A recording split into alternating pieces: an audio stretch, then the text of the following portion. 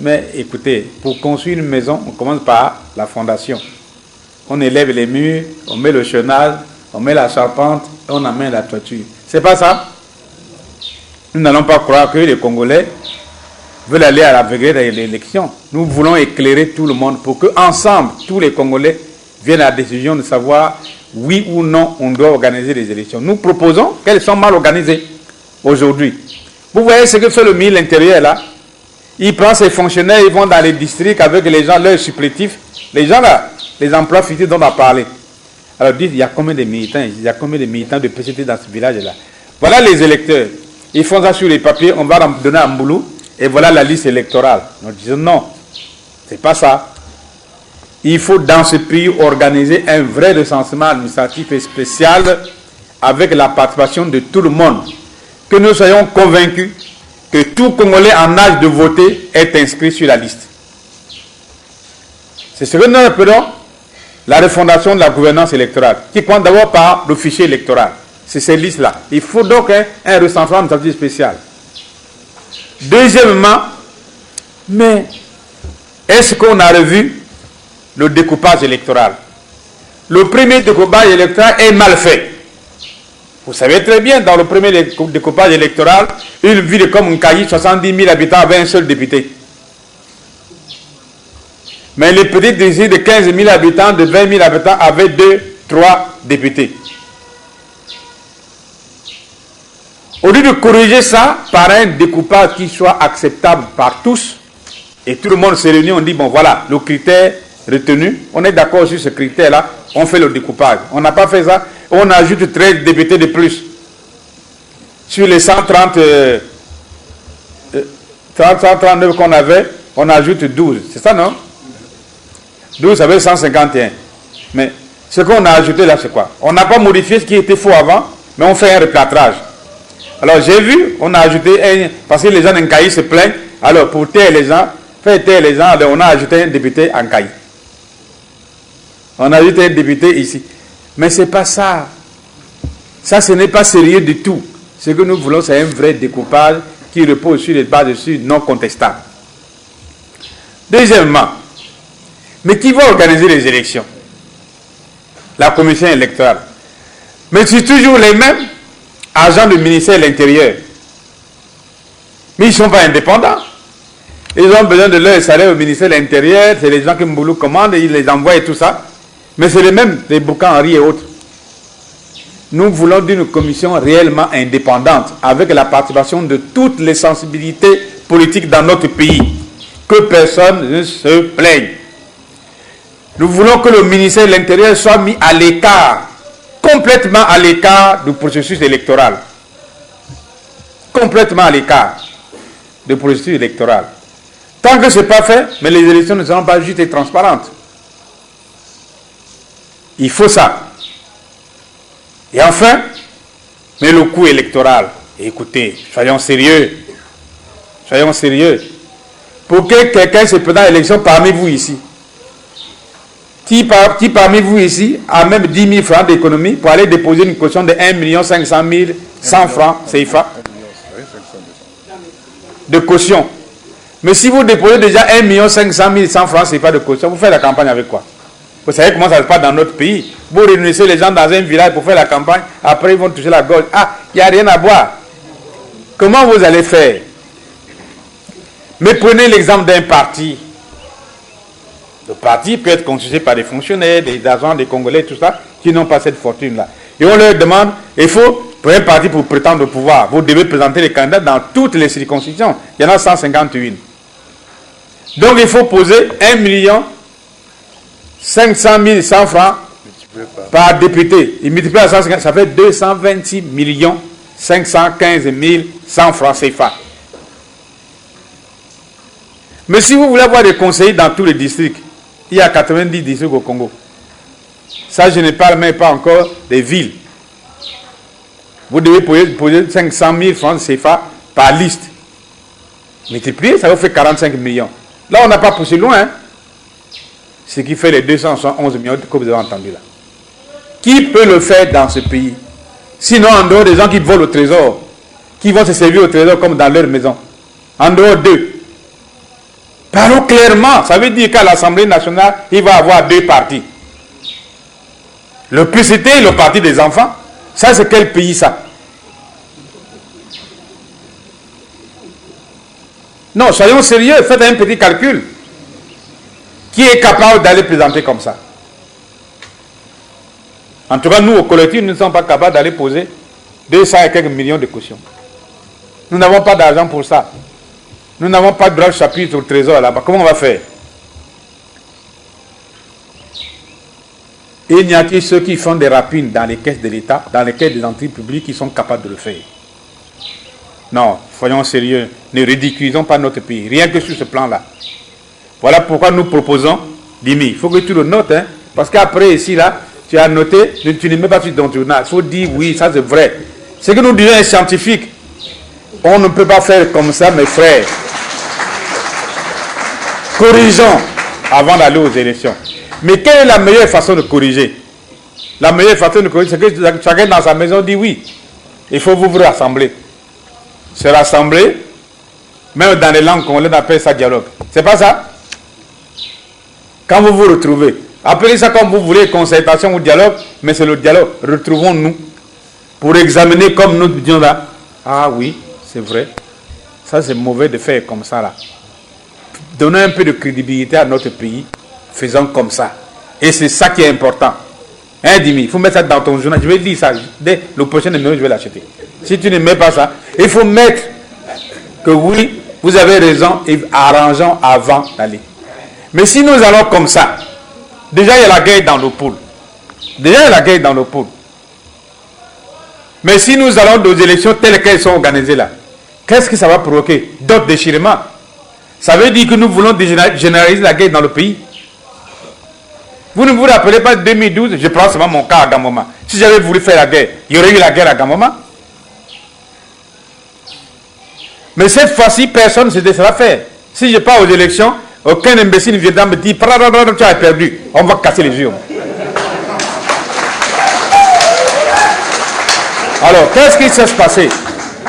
Donc attention, chers amis. Il faut que les choses s'arrangent avant. Nous voulons la paix et la tranquillité dans notre pays.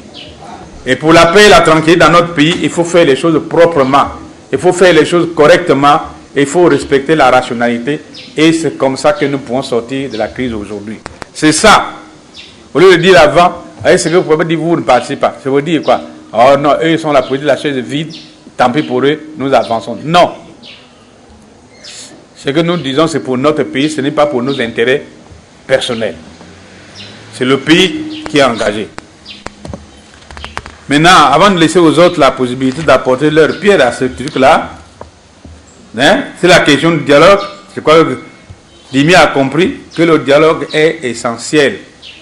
J'entends les gens dire, ah, le dialogue est permanent. Où? Dans leur maison ou bien dans le pays là? Où est-ce que vous avez vu un dialogue permanent ici? Dans les maisons?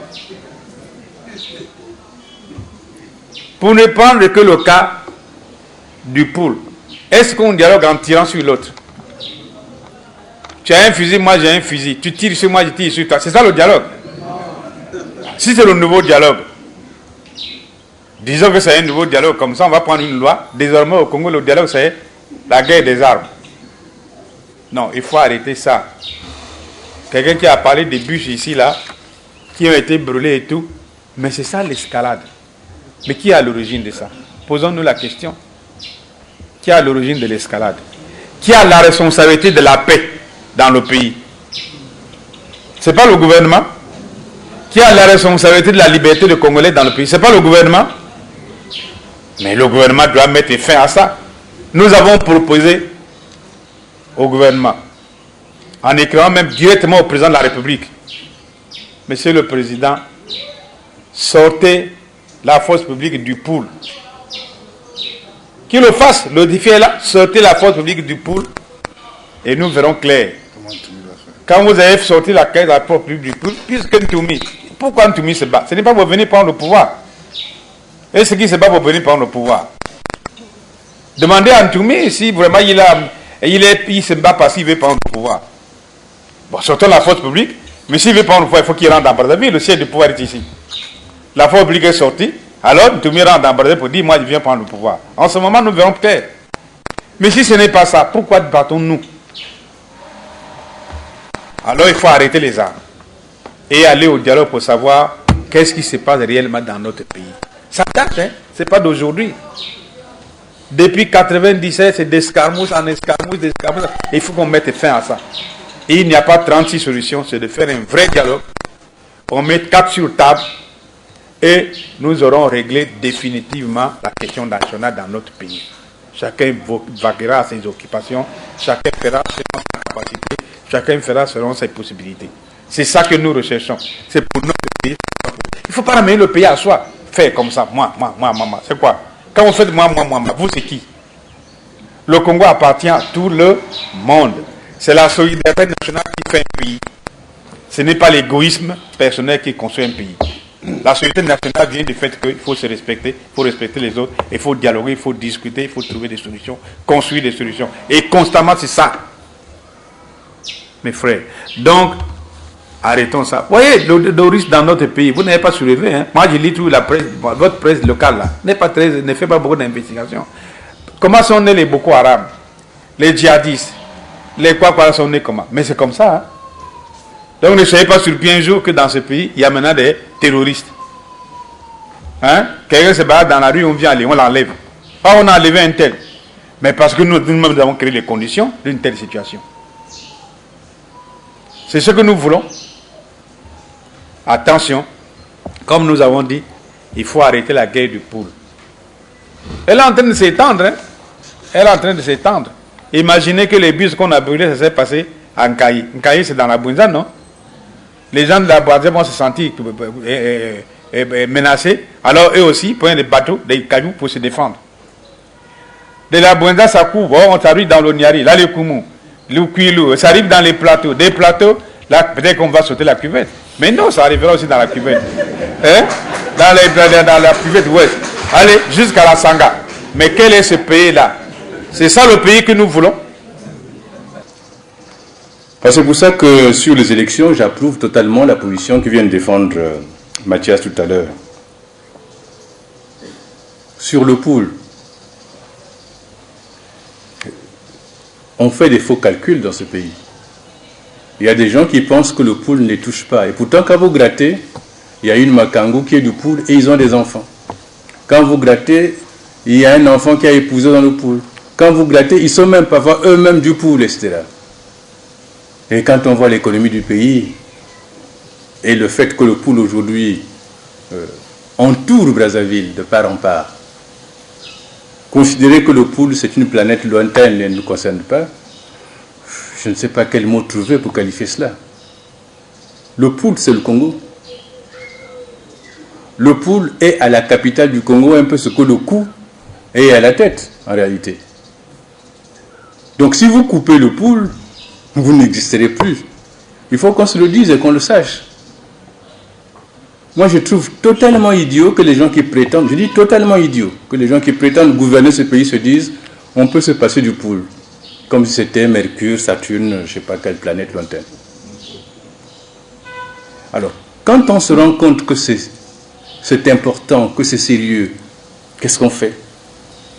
Je crois qu'on a exploré déjà depuis, ou déjà dans la période 97-2000, la guerre dans le pool, ça n'a pas donné les résultats escomptés. Ça s'est étendu dans les pays du Niari et ailleurs, ça n'a rien donné. Ça fait 1 an qu'on expérimente la guerre dans le pool. Si la solution militaire était la solution, on aurait vu les résultats depuis 1 an.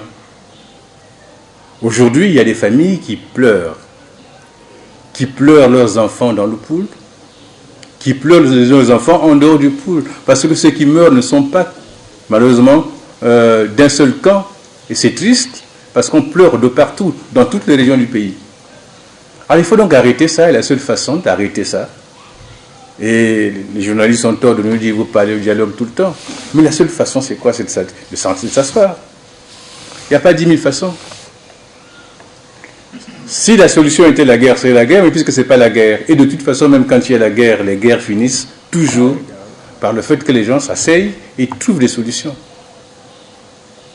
Donc c'est de bon sens. Et quand le collectif insiste malgré l'autisme qu'il y a en face, c'est parce que nous estimons que pour notre pays, c'est la meilleure des solutions. Vous savez, dans le comportement éthique des hommes, il y a 3 attitudes. Vous pouvez aimer les gens, vous êtes altruiste, vous faites le bien pour les autres. Vous pouvez penser à la majorité, au plus grand nombre, vous êtes utilitariste, vous pensez à l'intérêt du plus grand nombre. Ou alors vous dites, ce qui compte c'est moi. Vous êtes égoïste, Mathias en parlait tout à l'heure. Mais aucune politique égoïste ne peut survivre longtemps. Les gens peuvent être serviles, vous subir, mais ils ne vous aimeront pas plus. Et l'histoire condamnera toujours. Parce que au panthéon des dictateurs, ce n'est pas le meilleur endroit qu'on va visiter. Donc il est temps que les gens se ressaisissent pour comprendre qu'il n'y a pas d'avenir à ça. Il n'y a pas d'avenir. Alors je voulais juste dire ces choses de pure sagesse. Mes camarades diront des choses un peu plus intéressantes, je les invite à cela. Et je demande à Mathias de ne pas oublier de revenir parce qu'il a dit de belles choses tout à l'heure.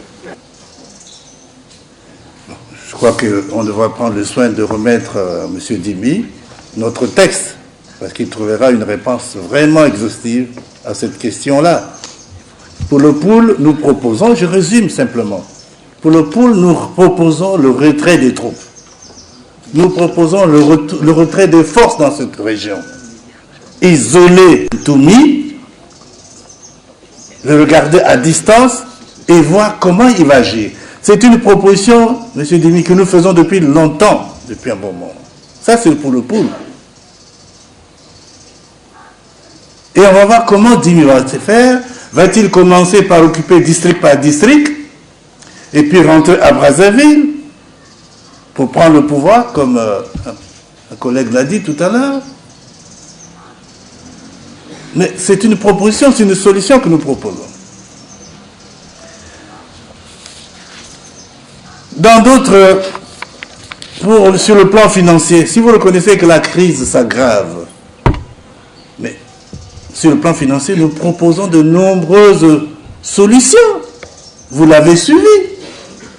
Réduire les trains de vie de l'État pour faire des économies. Lorsqu'on a une difficulté, même dans une famille, un père de famille qui sent que les moyens sont réduits, il est obligé, au lieu de manger 3 fois dans la journée, on peut manger 2 fois. Il y en a même qui vont à une seule fois dans la journée. C'est ça l'esprit que nous proposons ici. Pourquoi voulez-vous que l'on continue à garder les mêmes dépenses, surtout quand il s'agit des dépenses qui peuvent être réduites, alors qu'on est véritablement dans la crise? Plutôt que de laisser que le fonctionnaire ne puisse pas attendre 5-6 mois pour avoir son salaire, peut-être qu'il faut réduire les salaires de ceux qui en ont trop. Il faut les réduire. Déjà, en temps normal, c'est beaucoup. Vous ne pensez pas que donner à quelqu'un, dans le contexte du Congo aujourd'hui, tous les 30 jours, lui donner 12 millions, par exemple, lui, à lui tout seul, ce n'est pas beaucoup, ça? Ce n'est pas trop? Le salaire, le plus petit salaire du Congo, bon, on nous a dit que c'est 100 000 francs. Mais prenons 100 000 francs. Si d'un côté, il y a quelqu'un qui gagne 100 000 francs, avec femme et enfants, le marché étant le même, et à côté, un autre citoyen congolais, sous peut-être qui s'appelle ministre ou ministre d'État, il a 12-15 millions tous les 3. Regardez le rapport. C'est ce rapport qu'il faut réduire. Même en temps normal, même si nous n'avions pas connu cette crise, nous aurions pu proposer une telle chose. Parce que c'est un souci permanent pour des gouvernants de voir toujours le rapport entre le dernier citoyen qui doit aussi gagner sa vie, qui doit vivre assez normalement, et le plus, en commençant même par le président de la République, il doit comparer son salaire avec celui du dernier Congolais. Pourquoi faire un tel écart? Donc, il y a des solutions que nous proposons. Réduire les dépenses des charges d'État, on peut multiplier les exemples. Vous aurez le document, vous trouverez le tout là-dedans. Et il y a des solutions de proposer également des choses, parce qu'il y a un impact, lorsque vous réduisez des charges comme ça, un impact sur la vie sociale, sur les populations. Parce que tel que nous vivons aujourd'hui, même les produits de première nécessité deviennent de plus en plus chers. On vient de le dire dans notre document. Donc, quelle solution vous nous proposez? Il y a un autre qui nous demande, est-ce que, quelles actions avez-vous menées sur le terrain? Je ne comprends d'ailleurs pas le sens de cette question. Quelle action menées sur le terrain? Est-ce que vous pensez que nous aurions dû aller au Poul regarder ce qui se passe là-bas? Je ne sais même pas si on nous permettrait de rentrer au Poul, si nous en avions le courage de prendre nos véhicules et dire nous allons au Poul pour constater ce qui se passe là-bas. Je ne sais pas si vous pensez que cela faisait. Et ça changerait quoi d'ailleurs? Des informations, on en a. Voyez? Donc, le dialogue, c'est un peu le résumé de tout. Parce que ce que nous vivons aujourd'hui est un véritable conflit politique. Et le dialogue, nous pensons, c'est la voie par laquelle il faut passer. Lorsque vous avez un problème politique, il faut une solution politique. Nous vous proposons une solution politique à ce conflit politique. Même les problèmes économiques deviennent des problèmes politiques. Donc, le dialogue, c'est un passage forcé. Il faut qu'on regarde. Le pays est en crise, et la crise s'aggrave. Ça intéresse toutes les filles et tous les fils du Congo. Il n'y a pas un autre moyen que les forces politiques dans ce pays se retrouvent pour trouver des solutions. On nous dit, vous n'allez certainement pas partir aux élections. Mais les partis politiques devraient aller tous, dans les conditions normales, aux élections. C'est fait pour aller. On ne refuse pas d'aller par principe, non. Mais depuis des mois, des années, nous expliquons pourquoi les élections nous posent un problème dans notre pays. Ce ne sont pas des élections. Qu'est-ce qu'il faut dire? Et nous ne comprenons pas pourquoi nos compatriotes de la presse, qui sont des citoyens congolais comme nous, pourquoi ils ne vont pas vers ceux qui dirigent pour leur poser des questions sur cette situation-là? Nous n'entendons pas cela en dehors de quelques commentaires que vous faites vous-même. Allez leur poser des questions. Ce qu'ils font, est-ce que ça c'est une élection? Un pays comme le Congo, qui était à l'avant-garde en Afrique, ici, on était en tête comme un exemple au plan politique, pendant que dans d'autres pays africains, il y a quand même des commissions électorales indépendantes malgré tout, même s'il y a quelques problèmes qu'il faut arranger. Mais le Congo n'en a pas, nous n'avons pas de commission électorale indépendante. C'est le gouvernement seul, retenez-le, qui organise les élections. Ce n'est pas le moment. Nous ne sommes pas arrivés à des stades de pays qui sont de vieux pays démocratiques où on fait les élections, le soir même on a les résultats. Vous le savez bien, vous savez ce qui venait de se passer en France. Voilà donc la situation. Mais ce que nous ignorons au-delà de ça, c'est que ça pose des problèmes graves pour les Congolais. La crise sociale, vous minimisez ça?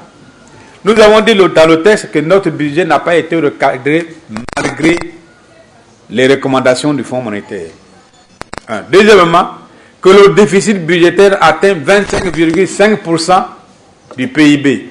Vous minimisez ça? Ce déficit est de l'ordre de 459 milliards de francs CFA. Comment on va faire pour recouvrir ça? Pendant ce temps, on veut organiser des semblants d'élections dont le coût est égal à 2 mois de salaire au Congo. C'est-à-dire 80 milliards. Vous savez que maintenant, là, on est en train de payer chaque mois 37 milliards de salaire aux fonctionnaires. Chaque mois, hein, le salaire mensuel. 37 milliards, plus 5 milliards, ça veut dire 42 milliards. On ne sait pas quels sont ceux qui touchent 47 milliards. Ces mêmes pays-là, sauf si on paye les invisibles. Vous savez ça, non? C'est écrit dans le budget 2017. Ce budget-là. Donc certaines rubriques sont invisibles dans le budget. C'est même budget que le Fonds monétaire a demandé qu'on refasse, mais il a été promulgué par le président de la République tel qu'il a été conçu par ses auteurs. On ne l'a pas modifié, avec des déficits de ce genre-là. Vous voyez? Alors, prenons seulement le déficit, 459 milliards. Vous allez le couvrir comment? Par la dette? On va s'endetter? S'endetter où? Auprès de qui? Puisque le Fonds monétaire, on ne peut pas faire un programme là-bas. Parce que le Congo cache des informations. Et nous avons dit notamment les contrats avec les Chinois. Mais j'ai vu à la télévision, on a posé la première pierre d'un parlement, 34 milliards, il paraît que c'est un don. Mais on aimerait lire le dossier du don. Un don ne se fait pas verbalement. Il y a un dossier qu'on signe. Mais que faisait Exim Bank à cet endroit? L'Exim Bank, c'est une banque de prêt. C'est une banque chinoise qui prête aux États. Mais s'il y a Exim Bank, c'est qu'une partie de ce financement est un prêt. Ça veut dire que ça vient encore accroître l'endettement du Congo. Qu'il passera de 77%, mais bientôt on va atteindre 95% la dette du Congo. Ça veut dire que le Congo sera plus que jamais en situation de paiement. Mais qu'est-ce qu'on va devenir? Mais il y a des problèmes très importants. Nous avons dit dans nos textes qu'il nous restait à peine, en 2016, là, 2 mois d'importation sur les réserves de change appartenant au Congo. 2 mois d'importation. Je suis qu'aujourd'hui, on est à 1 mois. Ça veut dire que même les bémadous là que vous mangez là, qu'on mange ici, que les pauvres mangent dans ce pays-là, on ne pourra plus les importer parce qu'on ne peut pas payer à l'extérieur. Heureusement qu'il y a la zone franc solidarité. Mais si le pays n'a plus de réserve de change internationale, mais c'est que c'est une situation extrêmement très grave pour un pays comme le Congo. Et il y a un gouvernement. Et c'est en ce moment-là que le gouvernement est pléthorique. Je ne sais pas, on doit dépasser les 30 ministres, non? Oui. Ils sont combien? On est au-delà de 30 ministres. Au-delà de 30 ministres. Pourquoi faire? Un gouvernement qui ne fout rien. L'économie, il n'y en a pas. Oh, zone spéciale économique, où c'est? À Pointe-Noire. Qu'est-ce qu'on va faire dessus? On vous a dit comment il faut faire dessus? Zone économique spéciale à Oyo, c'est parce qu'on produit l'eau, quoi là? Qu'on appelle cette eau là? L'eau au Kessi. Et il y a un hôtel de 5 étoiles où il n'y a pas un seul client. C'est ça l'économie. Mais pendant ce temps, les jeunes qui sortent de l'école, de l'université, tout ça, ils ont des diplômes, ils ne travaillent pas. Donc le chômage ne fait que exploser.